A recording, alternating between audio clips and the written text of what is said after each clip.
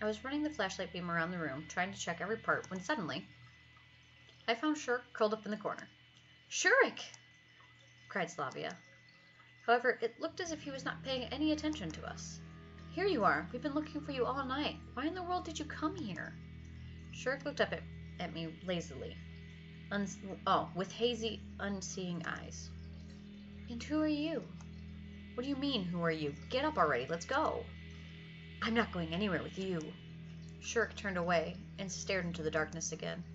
"You want to trick me again. You'll make me go in circles through the tunnels, won't you? Yes, you will. I know you for what you are." Shirk's voice turned into an infernal whisper. "Cut the nonsense out already." I wanted to approach him and pull him upright, but Slavia stopped me. "He's not quite himself." "Well, I'm not quite myself either. You wander here all night. You sure won't be quite yourself."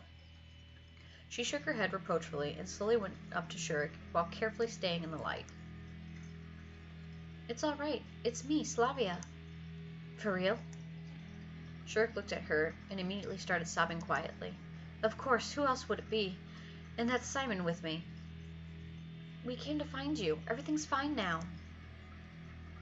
"Are you really not them?" "Certainly not. We're us." He tried to get up, but he was apparently disoriented, and would have fallen if not for Slavia, who caught him by the arm. "Easy there. Careful." When they came up to me, I said, "All right, time to get out of here." "We can't go back." "Back where? Into the mine?" "Yes." Shirk was speaking calmly, but at the same time his voice was trembling slightly. "Why is that?" It's where they are." "Where? Who are they?" "The voices." "What voices?" I was starting to lose my patience. This place and this situation certainly weren't normal, but if there had been anything paranormal here, then, by the laws of horror cinema, it should have long since showed its face by now. "Calm down, Shirk. Just tell us everything in detail." He took a few deep breaths and started. "I needed some spare parts for the robot, and I heard that there was a bomb shelter in the old camp. And there's usually a lot of different equipment in bomb shelters. It's old, of course, but worth disassembling. You can always find coils, resistors. So I went early in the morning, thought I could finish quickly and get back by breakfast. I got everything I needed." He took some light bulbs and wires out of his pockets and showed them to us. "But then, up there in the bomb shelter, I heard some sounds from behind the doors, something like moans or wailing. At first I got scared, but then I thought that a person could be in danger, so I went there. And here was this mine, this damn maze. I got completely lost, and the voices always telling me something, sometimes shouting, sometimes whispering, and I can't never make out the words." He was ready to burst into tears, but Slavia patted him gently on the head, and Shirk continued. "Anyway, I found this room. At least here you can't hear them." "So you decided to sit and wait for rescue, like in a B film?" I asked sarcastically. Slavia shot me an angry glance. "Well, in any case, it's time to get out, if there are no objections." "Come, I know a shortcut." "A shortcut?" "Yeah, you know, I walked all over this place." "All right." Shirk did not lie. Indeed, after wandering for just about 2 minutes in the mine, we found ourselves under a grate, through which we could see the sky. "Then why didn't you get out yourself?" "Try it, you'll see." I pulled myself up and pulled the grate a few times. It's true, you can't break it just like that. Gotta use some heavy... I looked down at Slavia and Shirk. "Try the flashlight, maybe." "The flashlight?" I fumbled with it. It was not one of those cheap Chinese fakes from the 90s, which I used to have a lot of in our summer cottage. No, it was real Soviet durable metal flashlight. Not a hammer, of course, but if you tried hard enough. I swung it and started smashing at the grate, aiming for spots where it was attached to the wall. Soon I got lucky. I heard cracking sounds, and a few bolts fell down. A minute later, I was lying on the grass under the monument and breathing in the fresh night air with delight. Although after the mine, any air would seem fresh. "Well then, I'll be going. Thank you." Shirk looked at him questioningly for a bit, but ended up saying nothing and just waved my hand for goodbye. After all, I had neither the strength nor the will to talk to him. And what would I say to him? Scolding him now is no use, and the same probably goes for trying to learn anything. What a night. Slavia was sitting next to me and looking dreamily at the moon. Right so, someone told me just a week ago that I would be in a pioneer camp and would even have to crawl through bomb shelters. But it was fun. In a way. There was indeed something amusing about all of this. But there was also something strange. During the last few hours, absolutely anything could have happened to me, but in the end, nothing had happened at all. In a couple of years, I would probably remember this as just a funny incident from childhood. If I lived that long. What do you think? Did he really hear something there? I don't know. It's possible, of course, but most likely it was just his imagination.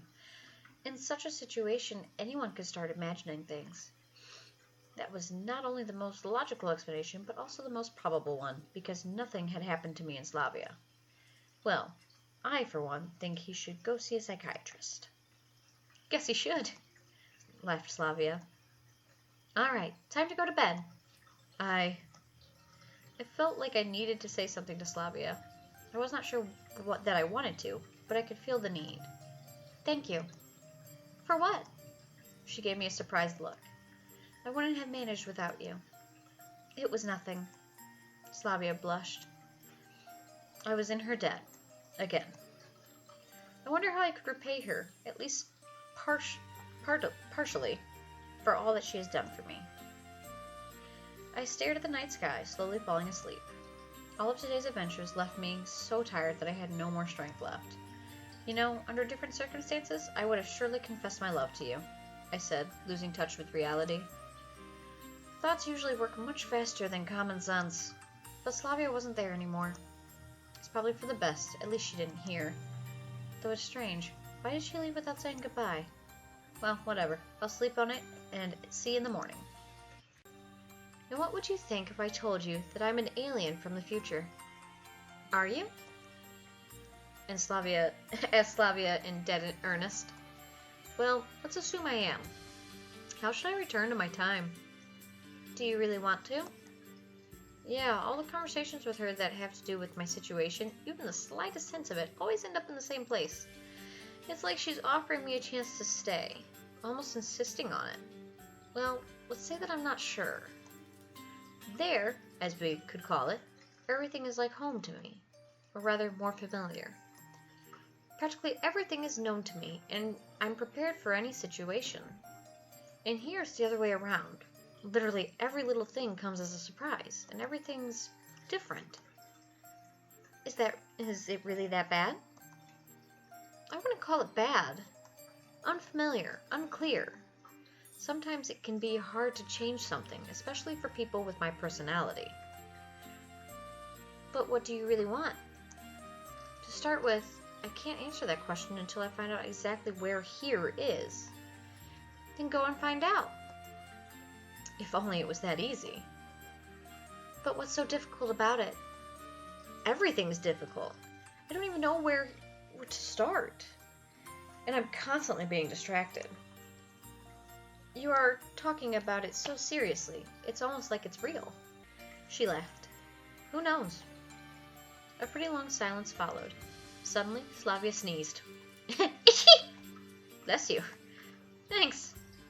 It wasn't a good idea to swim at night. You could get ill. Hurry to your cabin. It's cold out here. It's nothing. I'd rather sit here with you for a bit more. Now, just let me dress. Well, I was certainly flattered, but... Let's go. I'll walk you. But we didn't even walk a dozen steps before Slavia grasped my arm. What's the matter? Oh, I suddenly felt dizzy. I touched her forehead. It was burning. I was never able to measure body temperature by touch, but in this case, it was obvious. I told you. Achoo! Come on. No, I could infect Zanea. Listen, we better go to the infirmary. And what would you do in the infirmary at night alone? That's nonsense. No, it's not nonsense. If you don't want to help, I'll go by myself. She let go of my hand, and I was ready to leave. Don't get upset. Put this on. It's cold. I handed her my sweater, which I'd brought with me on the hike. Finally, I found some use for it. Good boy. Thanks. She pulled the sweater on and gave me such a tender and caring look that I just couldn't argue with her anymore. Okay, fine. The infirmary it is, as you say. 5 minutes later, we were standing by the infirmary door and Slavia was picking out the key ring. I still considered this idea quite foolish. Nobody ever died from the common cold. At least, not in the past century. I couldn't see any good reason to spend the night in the infirmary. Finally, Slavia opened the door and leaned on my arm. I'm still a bit dizzy, she said guiltily. Slavia landed on the bed, and I sat on the chair nearby. Still, listen, alone for the whole night in the infirmary. After all, at least Zinea could get you a glass of water if you needed one. She wouldn't catch the illness. She's young and strong. It's all right. I don't want to bother anyone, and the nurse will come tomorrow. I suddenly imagined myself in Slavia's place. Imagined that I had to spend the whole night here, alone, and shivers ran down my spine. Listen, maybe I could stay with you for a while. I owed a lot to Slavia. And, in fact, I didn't even want to leave. What for? Everything will be fine. Thanks for walking me over. You should go and get some sleep. I still think it's fine. For a moment I thought, of course, nothing terrible will happen to her here, but I myself would feel more relaxed if I stayed with her. I think... Oh, come on, Slavia cried out as if offended. You won't throw me out, will you? She smiled slyly. All right, but if you get infected, you only have yourself to blame. I was happy with my little victory. Okay, then what shall we do? There should be some playing cards in the chest. Durek? In fact, I didn't know any other games except that one and poker. Okay. We spent a lot of time playing. I completely lost the track of time. We chatted, laughed a lot. Slavia didn't seem ill at all. Then midnight came. Time to sleep. Probably. But where are you going to go? She gazed at me. Come on. You shouldn't be sitting in here with me. I can do it anyway.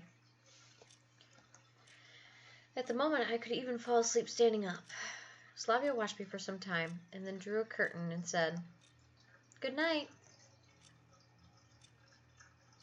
Night. Simon? Huh? I'm freezing. Slavia was rubbing the arms of her sweater, shivering. Hang on, I'll find a blanket. I searched through the cabinets after another, swearing to myself about how the damn infirmary had nothing to cover up the patients. I'm sorry, there's nothing here. Wait, I'll run and fetch something. You don't have to. Would you just lie here with me? It'll be much warmer. She was absolutely serious. Her voice sounded so piteous that for a second I was left breathless. Are you sure that it is okay? So it's not? She asked, blushing. No, why?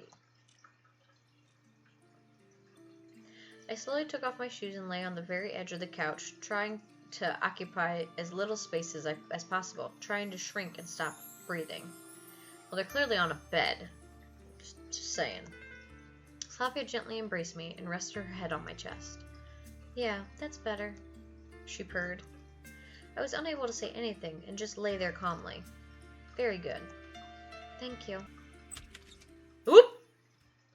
Just when I was thinking how bad it would be if anybody found us, the door opened and the light switched on and Olga Dmitrievna rushed in. My heart jumped and stopped for a moment. Simon, started the camp leader in a diabolically calm voice. I've been searching for you everywhere, and you escaped from the forest ahead of time, didn't come to the cabin to sleep, and now you're seducing our best pioneer? Slavia instantly woke up. She was staring at the camp leader with sleepy eyes for a few seconds, and then instantly understood what was going on and jumped from the bed. Olga Dmitrievna, it's not what you think. I just felt ill, and Simon walked me here, and then I got cold, and I told him to go to his cabin. Oh, yeah, sure. So you're sick, are you? I am, answered Slavia humbly. Then you have to get treatment. She watched me menacingly. And you, get up and follow me. I understood that arguing was not an option and left the infirmary, not even looking at Slavia. Good morning, pioneer. Hi. I answered confidently. Well, you know that you're not allowed in here. Well, I do. But if you'd... Nah, that's not the way things work, she said playfully. A camp leader's order is an order after all. If you ask me personally, I don't find anything immoral in your behavior, but over to meet Ravana. Maybe I can do something. No, you can't. I looked at her angrily, turned around, and walked away with theatrical slowness. I didn't know what to do next. At last, the nurse came out of the infirmary. She looked around and, noticing no danger, locked the infirmary with the key and quickly went towards the canteen. As she went around the corner, I got to the window in a few bounds and started to hectically knock on it. Slavya showed up soon. Simon, what are you doing here? You're not allowed to. How are you feeling? I'm fine, but Olga Dmitrievna told me to stay here for another day. She told me something completely different. Okay, get out, I said with confidence. What are you talking about? What for? She asked fearfully. Get out now. I'll explain everything later. She looked at me closely for a while, but then opened the window without further argument. I helped her to jump down to the ground. Okay, what next? Let's go. I grabbed her hand and made my way to the forest. Slavia stopped a few minutes later. Simon, just what are we doing? What's wrong? Do you think that everything was right the way it was? No, I don't, but it will be even worse this way. Why? We have the right to act the way we think is correct. Okay, but what will happen next? I haven't thought about that yet. Every step in my plan had gone quite well until now, but I wasn't keen on thinking every one step ahead, even one step ahead. Take a look. I opened the bag and showed the things that I took from the camp leader's cabin. And? Slavia looked at me inquiringly. I don't know. We'll stay in the forest for a while. What would you suggest? It would be nice to have something to eat. Have you brought anything with you? And that was exactly what I'd forgotten. No, I haven't, I replied slowly. That's fine. We kept sitting in silence. I wonder if they will look for us. Though even if they do, they are unlikely to succeed. The forest is big enough. But food. By the evening, I'll get hungry too. Okay, stay here. I'll be right back. Where are you going? To get some food.